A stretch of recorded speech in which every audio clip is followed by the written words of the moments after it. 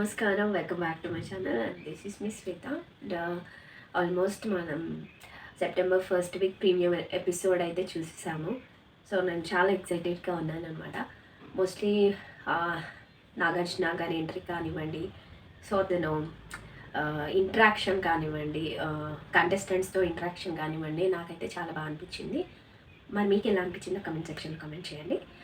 And ఈ season మాత్రం నాకు కొంచెం నాగార్జున గారు మెన్షన్ చేస్తారు.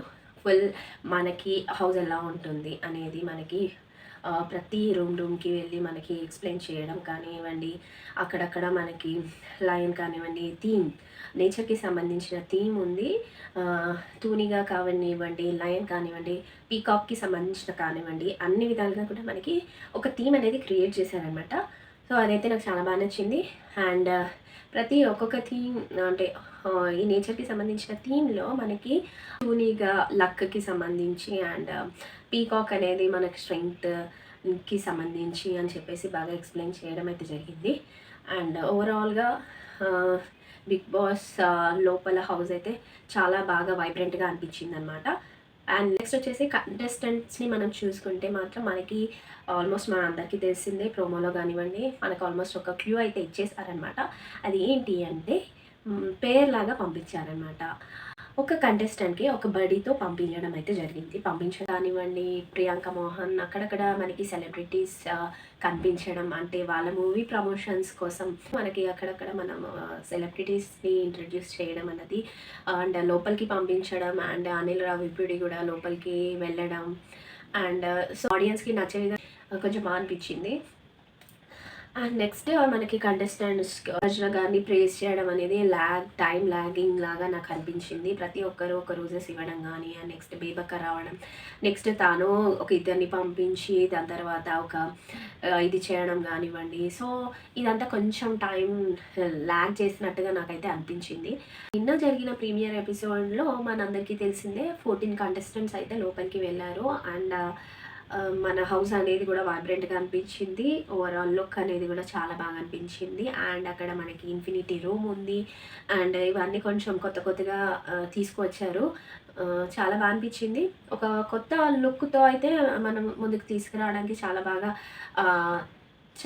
బాగా ట్రై చేశారు అని అనిపించింది. అండ్ ఈ 14 కంటెస్టెంట్స్ గురించి నేను కొంచెం నాకు అనిపించినవి నేను మీతో షేర్ చేసుకోవాలనుకుంటున్నాను. బక్క గురించి చెప్తే మాత్రం కొంచెం స్టేజ్ పైన చేసింది కొంచెం ఓవర్ యాక్టింగ్ అనిపించిందండి నాకైతే.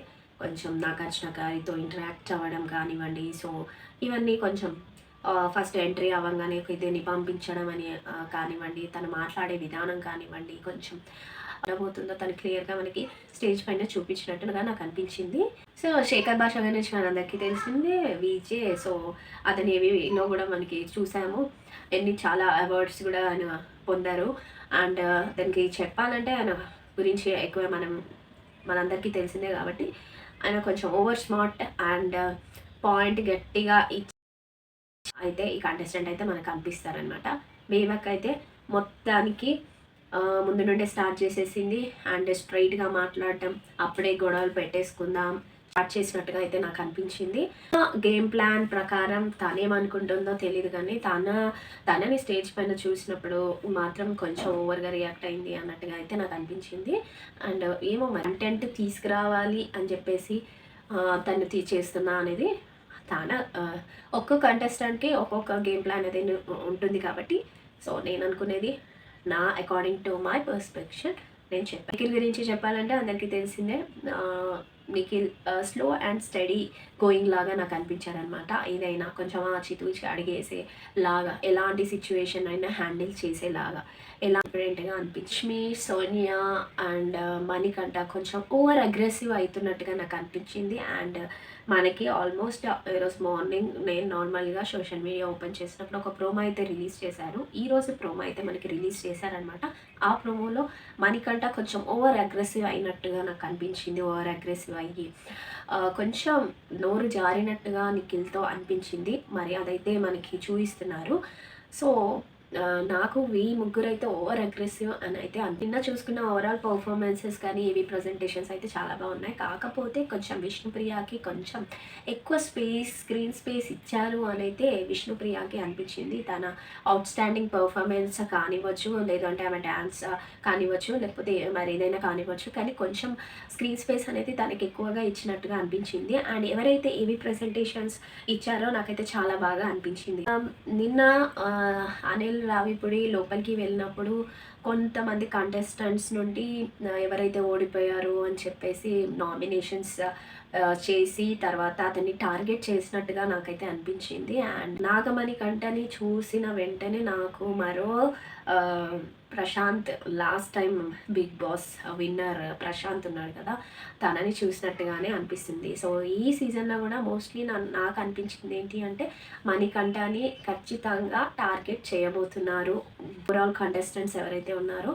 సో ఆల్మోస్ట్ నిన్ననే గేమ్ అనేది స్టార్ట్ చేశారు అండ్ అని అయితే అనిపించింది. మరి మీకు ఎలా అనిపించింది? నేను చెప్పిన పాయింట్స్ అన్నీ మీకు నచ్చితే please do like, share and subscribe to my channel. Thanks for watching. By by guys.